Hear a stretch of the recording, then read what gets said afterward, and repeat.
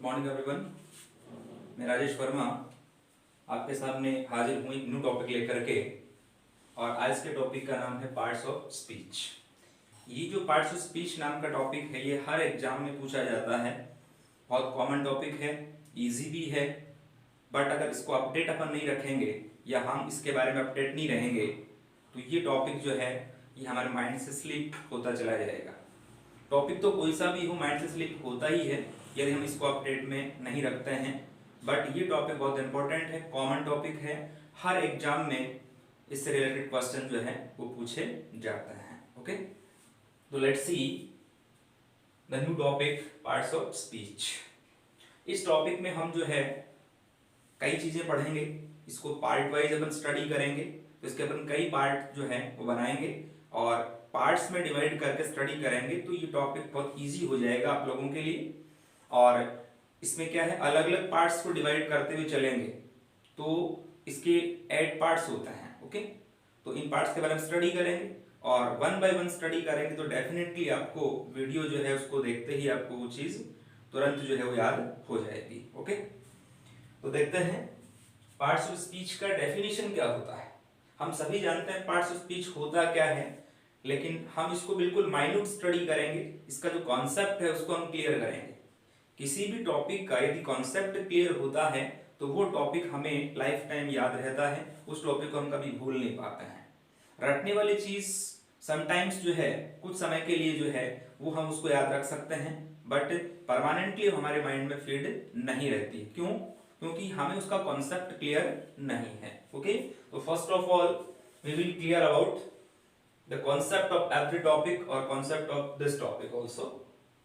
Definition देखिएगा इसका, parts of speech होता क्या है, इसका डेफिनेशन क्या है वो देखिएगा। Words are divided into different kinds. शब्द जो होते हैं उनको डिफरेंट काइंड्स में डिवाइड किया जाता है, अलग अलग उसके प्रकार हैं, ठीक है ना, उनको उसमें डिवाइड किया जाता है, called parts of speech. Is that clear? Words are divided into different kinds. शब्दों को कई प्रकार जो है या कई प्रकारों में उनको विभाजित किया जाता है। काइंड्स मींस प्रकार, डिफरेंट मींस भिन्न या अलग अलग।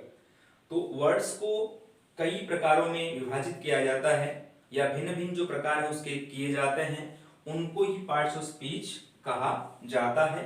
और अकॉर्डिंग टू देयर यूज, उनके यूज के अकॉर्डिंग हम वर्ड्स को डिवाइड करते हैं, डिफरेंट काइंड्स में डिवाइड करते हैं, बट उनके यूज के अकॉर्डिंग डिवाइड करते हैं। जैसा उनका यूज होता है वैसा उनको हम डिवाइड कर देते हैं, तो उनको क्या कहा जाता है, पार्ट्स ऑफ स्पीच कहा जाता है। ओके, नेक्स्ट वन देखिएगा। There are 8 parts of speech. There are 8 parts of speech. Parts of speech कितने टाइप के होते हैं? 8 प्रकार के होते हैं, ठीक है। तो there are 8 parts of speech. तो 8 प्रकार के ये पार्ट्स ऑफ स्पीच होते हैं। कौन कौन से होते हैं देखिएगा।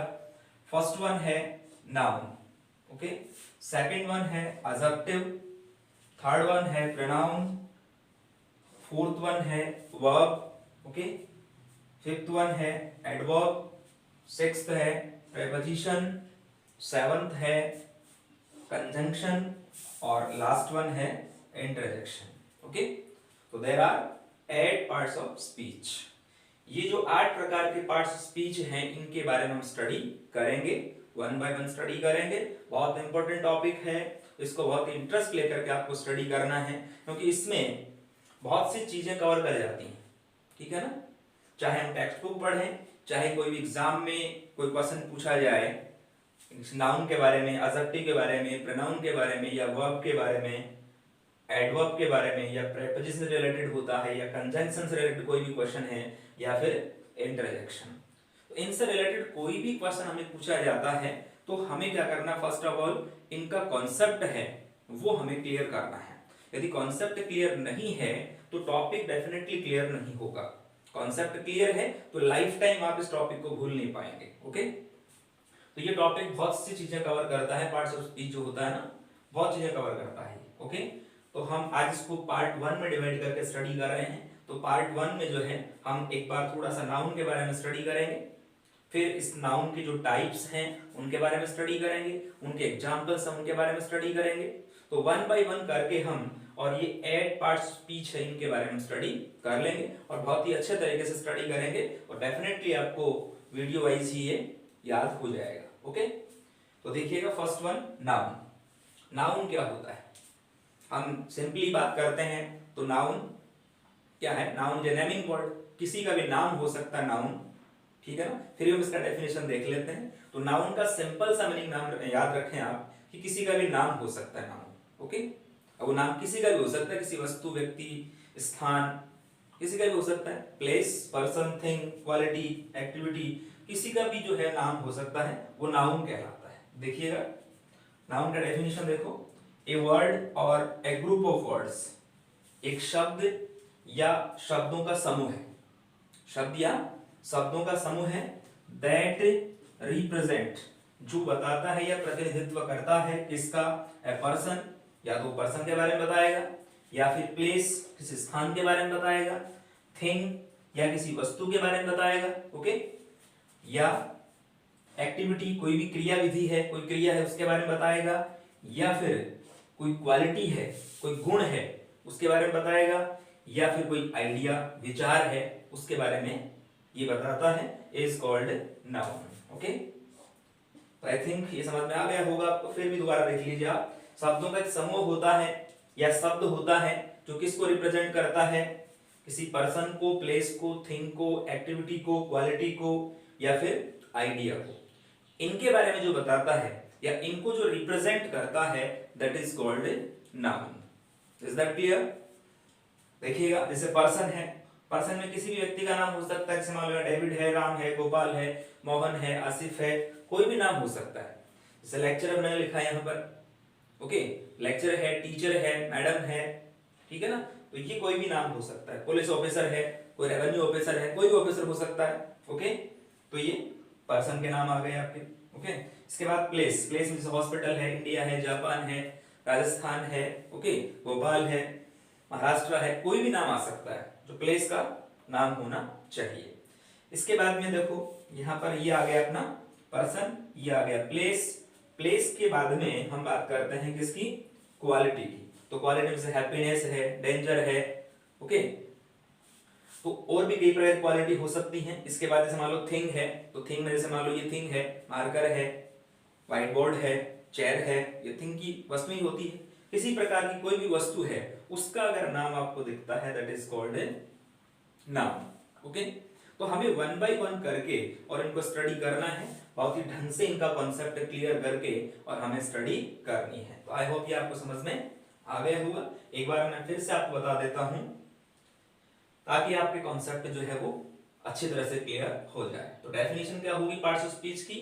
Words are divided into different kinds, शब्दों को कई प्रकार में या भिन्न भिन्न प्रकार में डिवाइड किया जाता है, विभाजित किया जाता है, अकॉर्डिंग टू देयर यूज। उनको क्या कहते हैं? पार्ट्स ऑफ स्पीच कहते हैं, लेकिन उनके यूज के according. Words are divided into different kinds called parts of speech according to their use. उनके प्रयोग के अनुसार उनको भिन्न भिन्न जो प्रकार है उनमें डिवाइड किया जाता है, उनको हम क्या कहते हैं? पार्ट्स ऑफ स्पीच कहते हैं। इसके बाद there are 8 parts of speech. कितने प्रकार होते हैं पार्ट्स ऑफ स्पीच के? 8 प्रकार होते हैं, जिसमें फर्स्ट वन नाउन, संज्ञा, एडजेक्टिव, ठीक है ना।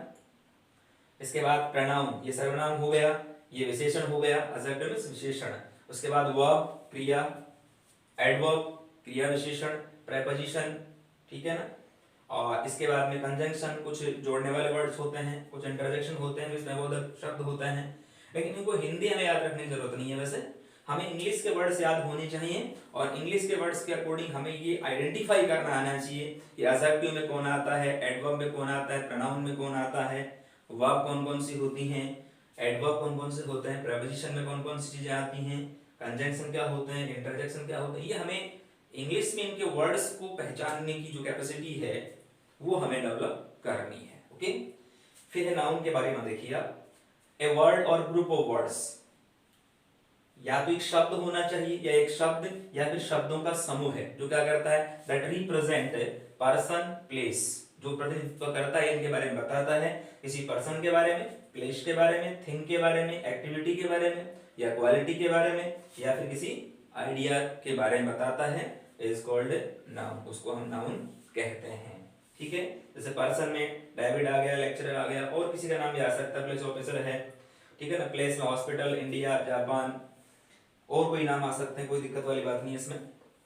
जैसे विलेज भी आ सकता है, इसमें कोई दिक्कत नहीं है, क्योंकि अपन हॉस्पिटल लिखा है, जगह का नाम भी लिख सकते हैं, कोई दिक्कत वाली बात नहीं, क्योंकि प्लेस की बात है ना, तो हम ये लिख सकते हैं। फिर है क्वालिटी में हैप्पीनेस है, सोरो है, दुख जो है, डेंजर है, खतरा।